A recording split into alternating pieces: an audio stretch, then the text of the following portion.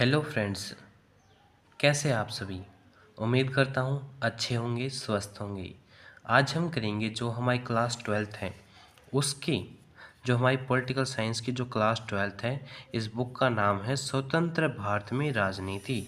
आज हम इस बुक का लेसन नंबर 2 करेंगे और हम इसका लेसन 1 कर चुके हैं और लेसन 2 का भी पार्ट 1 अपलोड कर चुके हैं। अगर आप अब तक हमारे छोटे से परिवार के साथ नहीं जुड़े हैं तो जुड़ जाए, हमारे चैनल को सब्सक्राइब कर लीजिए।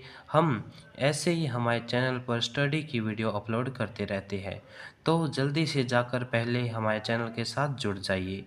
चलिए आज हम करते हैं इसका लेसन 2, जो इस लेसन का पार्ट 2 है। लेसन का नाम है एक दल के प्रभुत्व का दौर।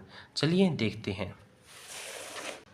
केरल में कम्युनिस्ट की जीत, जो कम्युनिस्ट पार्टी थी वो केरल में जीत गई थी। उसकी जीत कैसे हुई उसके बारे में पढ़ते हैं। 1957 के चुनाव में कम्युनिस्ट पार्टी को कुल 126 में से 60 सीटें हासिल हुई। 1957 का जो ये चुनाव हुआ था, इसमें कम्युनिस्ट पार्टी को कितनी सीटें मिली? 60 पार्टी। टोटल सीट कितनी थी? 126 सीटों में से। और 5 स्वतंत्र उम्मीदवारों का समर्थन भी प्राप्त हुआ। 60 सीटें इसकी खुद की और 5 स्वतंत्र जो निर्दलीय चुनाव लड़ा था जिन लोगों ने, वे लोग भी कम्युनिस्ट पार्टी में ऐड हो गए, उन्हें समर्थन दे दिया कम्युनिस्ट पार्टी को।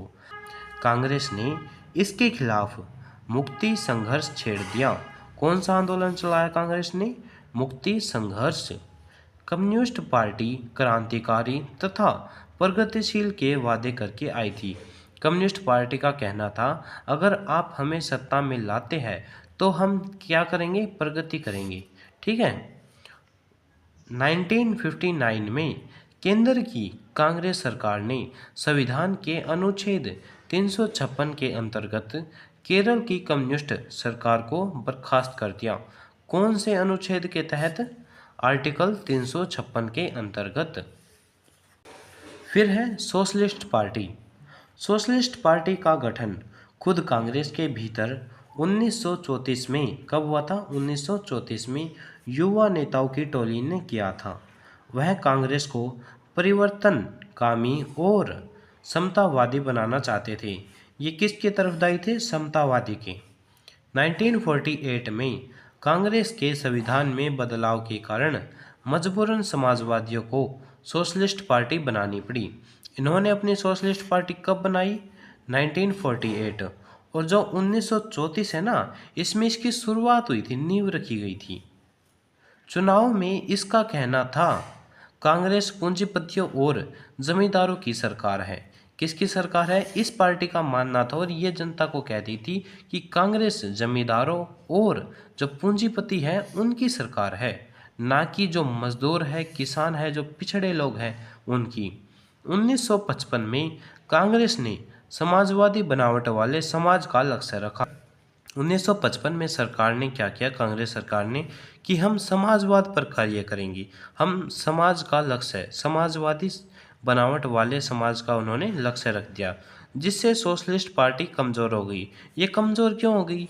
क्योंकि भाई इनका दावा क्या था कि कांग्रेस पार्टी समाजवादी नहीं है, और अब तो कांग्रेस पार्टी ने समाजवादी बनने का लक्ष्य रख लिया, तो ये कमज़ोर हो गई और कमज़ोर होकर टूट गई। इन दलों में किसान मजदूर प्रजा पार्टी और टूटकर किस किस में बटी? किसान मजदूर जनता पार्टी, प्रजा सोशलिस्ट पार्टी और संयुक्त सोशलिस्ट पार्टी का नाम लिया जा सकता है। अगर बीच में आपका कोई डाउट रह जाता है तो आप हमें कमेंट सेक्शन में बता सकते हैं, और वीडियो कैसी लगी वे भी हमें कमेंट में बताएं। और अब तक आप हमारे चैनल से नहीं जुड़े हैं, हमारे छोटे से परिवार से नहीं जुड़े हैं, तो जल्दी से जाकर हमारे चैनल को सब्सक्राइब कर लीजिए। चलिए आगे बढ़ते हैं। कांग्रेस के प्रभुत्व की प्रकृति। कांग्रेस का प्रभुत्व कैसे रहा उसके बारे में हम पढ़ते हैं। चीन, क्यूबा और सीरिया के संविधान में सिर्फ एक ही पार्टी चुनाव लड़ सकती है। आपने चीन में देखा भी होगा, ज़्यादातर खबरों में पढ़ा भी होगा, वहाँ पर सिर्फ एक पार्टी का राज है।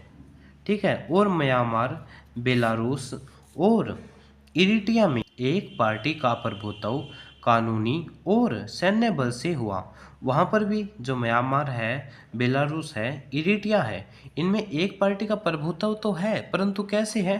कानून में हेरबदल कर कर और सेना के।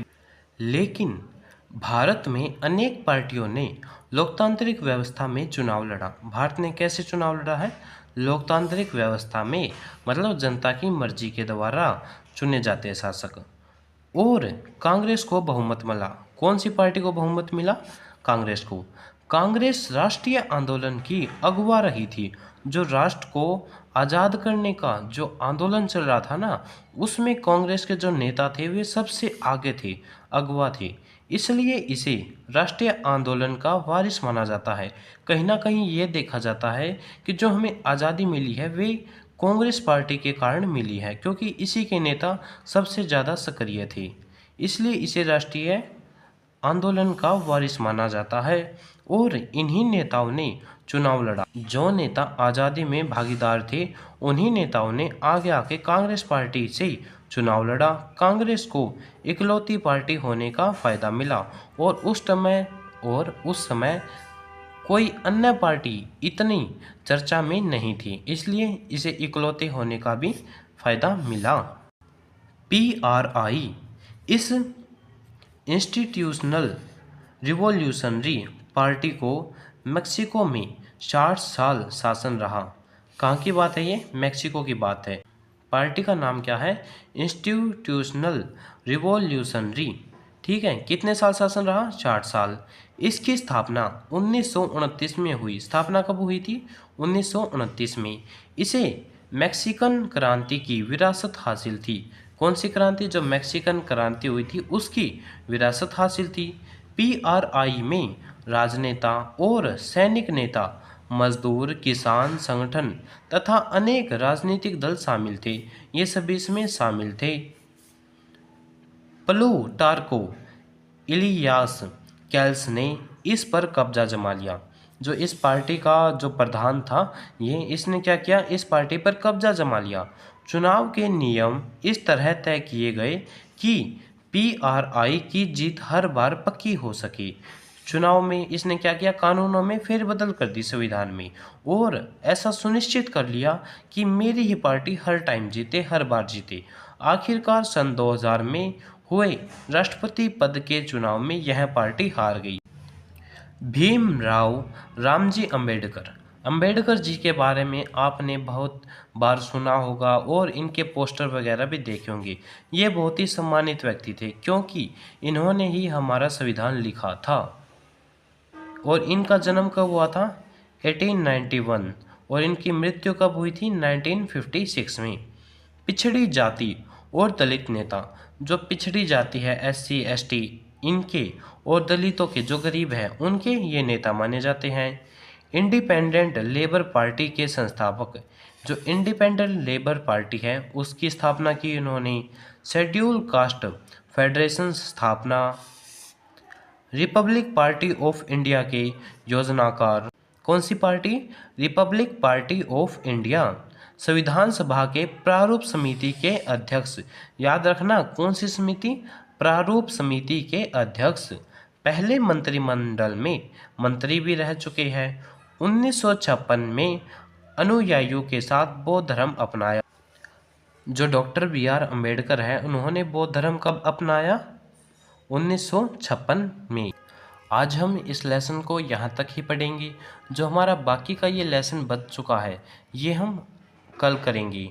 तो आज हम इसी के साथ आपसे विदा लेते हैं। और अगर आप हमारे चैनल पर नए हैं तो प्लीज़ हमारे चैनल को सब्सक्राइब कर लीजिए, हमारे चैनल से जुड़ जाइए। और अगर आपको हमारी वीडियो कैसी लग रही है, अगर हमारी वीडियो में कोई कमी है या आपको किसी और लेसन की वीडियो चाहिए है, तो आप प्लीज़ कमेंट करें, हमें बताएं। आपके सजेशन से ही हम अपने अंदर सुधार करेंगे। Thank you.